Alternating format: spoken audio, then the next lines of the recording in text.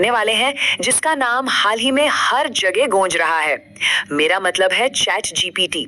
और टेंशन मत लीजिए, हम इसे इतना सिंपली समझेंगे कि बिना किसी टेक्निकल बैकग्राउंड के भी इसके सारे कोर कॉन्सेप्ट्स बिल्कुल क्लियर हो जाएंगे। तो शुरुआत एक ऐसे सवाल से करते हैं जो शायद हम सबके दिमाग में आता है। क्या चैट जीपीटी सच में एक इंसान की तरह सोचता है? जब हम आर्टिफिशियल इंटेलिजेंस सुनते हैं तो सबसे पहला ख्याल यही आता है ना कि क्या इन मशीन्स ने अब हमारी तरह दिमाग लगाना शुरू कर दिया है, या फिर कहीं ये सिर्फ एक आम सा रोबोट तो नहीं, एक और नॉर्मल सी मशीन जो बस फीड किए गए कोड पर बिना सोचे समझे काम करती है। ये चीज ना बड़ी क्यूरियोसिटी पैदा करती है। हम सोचने पर मजबूर हो जाते हैं कि आखिर एक मिरर मशीन इतने इनक्रेडिबली स्मार्ट और बिल्कुल इंसानों जैसे जवाब कैसे दे सकती है। तो यहाँ आता है सबसे बड़ा सवाल। जिस एआई को आज पूरी दुनिया इतना एग्रेसिवली यूज कर रही है, वो एक्चुअली काम कैसे करता है?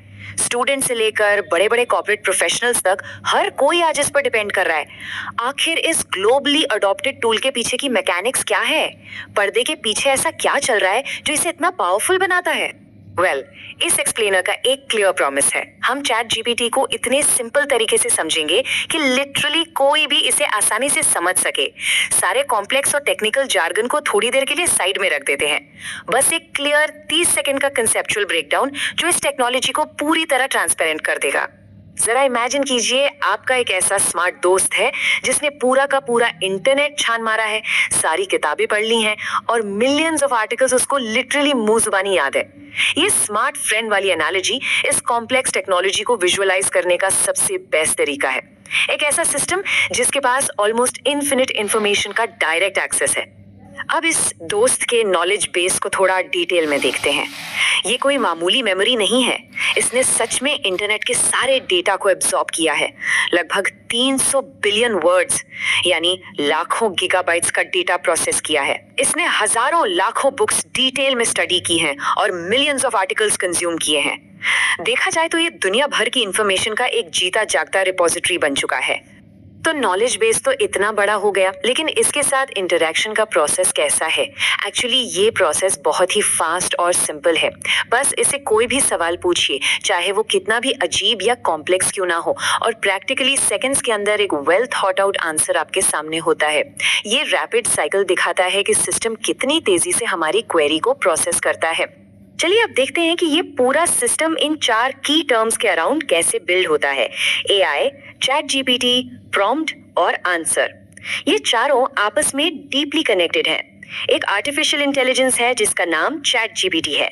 इसे काम करने के लिए एक प्रॉम्प्ट यानी एक इंस्ट्रक्शन की जरूरत होती है, और जब वो प्रॉम्प्ट इसे मिलता है तब जाकर ये एक प्रॉपर आंसर जनरेट करता है। The big difference, Google versus chat GPT. आइए देखते हैं इन दोनों के बीच सबसे बड़ा अंतर क्या है। सोचो, गूगल पर सर्च करने से क्या होता है? हमें अलग अलग वेबसाइट्स के लिंक्स मिलते हैं, राइट? फिर उन लिंक्स पर जाकर खुद अपना स्पेसिफिक आंसर ढूंढना पड़ता है।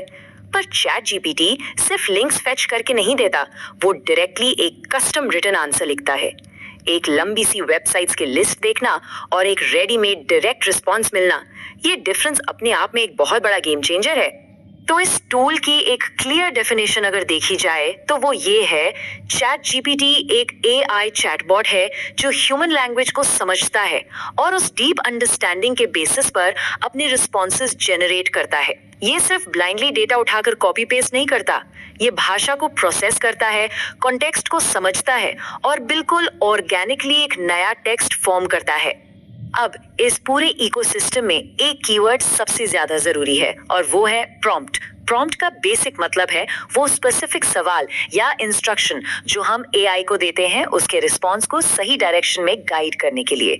ये एक तरह से आपकी सीक्रेट की है, क्योंकि अगर प्रॉम्प्ट को मास्टर कर लिया तो समझिए इस चैटबॉट का फुल पोटेंशियल अनलॉक हो गया। और इसलिए सबसे क्रूशियल पॉइंट और एक गोल्डन रूल हमेशा याद रखना चाहिए, better prompt equals better result. जितना बेहतर और डिटेल प्रॉम्प्ट होगा, रिजल्ट उतना ही कमाल का मिलेगा। एआई से जो जवाब मिलता है उसकी क्वालिटी सीधे तौर पर इस बात पर डिपेंड करती है कि इंस्ट्रक्शन में कितनी क्लैरिटी थी। अगर सवाल वेग होगा तो आंसर भी उतना ही वेग आएगा। एक बार इस फाउंडेशनल टेक्स्ट टूल की अच्छी समझ हो जाए ना, तो आगे सीखने का स्कोप और भी एक्सपेंड हो जाता है। सिर्फ इसी एक स्किल से काफी एडवांस्ड और क्रिएटिव टेक्नोलॉजीज के दरवाजे खुल जाते हैं, जैसे कि इमेज जनरेशन और वीडियो क्रिएशन, जहां इन्हीं कॉन्सेप्ट्स का यूज करके पूरी की पूरी विजुअल दुनिया बनाई जा रही है। तो ओके, यहाँ तक फाउंडेशन बिल्कुल सेट हो चुकी है।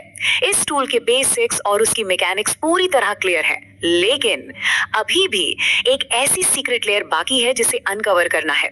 इस टूल में ऐसी हिडन कैपेबिलिटीज हैं जो अभी भी ज्यादातर लोगों की नजरों से छुपी हुई हैं। 90%। ये कोई रैंडम नंबर नहीं है, ये एक सरप्राइजिंग स्टैटिस्टिक है। ये दर्शाता है कि कितने लोग आज भी इस प्लेटफॉर्म की फुल कैपेबिलिटीज को मिस कर रहे हैं। दुनिया की लगभग 90% मेजॉरिटी इस टूल को सिर्फ सरफेस लेवल पे यूज कर रही है। उसके असली हिडन पोटेंशियल तक तो लोग पहुंच ही नहीं पाए हैं। तो यहाँ एक आखिरी और बड़ा इंटरेस्टिंग सवाल आता है, आखिर वो 5 हिडन ट्रिक्स कौन सी हैं जो ये 90% लोग यूज ही नहीं करते? वो कौन से सीक्रेट्स हैं जो एआई से इंटरैक्ट करने के तरीके को बिल्कुल रेवोल्यूशनाइज कर सकते हैं? इस पर हम जरूर डीप डाइव करेंगे। उस सीक्रेट लेयर को ढूंढने के लिए इस एक्सप्लेनर के नेक्स्ट पार्ट में जरूर जुड़िएगा, क्योंकि वो आपकी नॉलेज को एक बिल्कुल नए लेवल पर ले जाएगा। तब तक के लिए